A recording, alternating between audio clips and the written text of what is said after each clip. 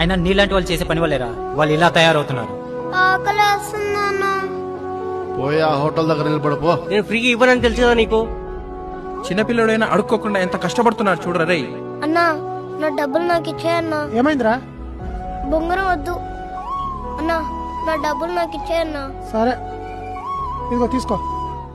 అన్నా ఈ పూలెంత? 100 రూపాయలు రా, 21 ఫ్లవర్స్ ఉంటాయి. ఒకటి ఇచ్చేయన్నా. అక్క అన్నం ఎంత? 30 రూపాయలు. పప్పు 20 రూపాయలు. రెండు కలిపించండి అయితే. నానా రేయ్ పక్కనే కూర్చొని అడుక్కోమని చెప్పాను కదా, ఎక్కడికి వెళ్ళావు? మనం అడుకోవద్దు నాన్న. అడుక్కుపోతే తిండెట్లా వస్తుంది అనుకున్నావు? నేను పూలమ్మాను నాన్న. ఇదిగో ఆకలేస్తున్నాను.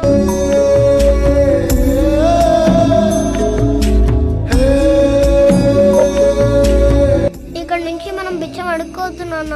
అలాగే నాన్న, పువ్వులు అమ్ముకుందాం. అలాగే.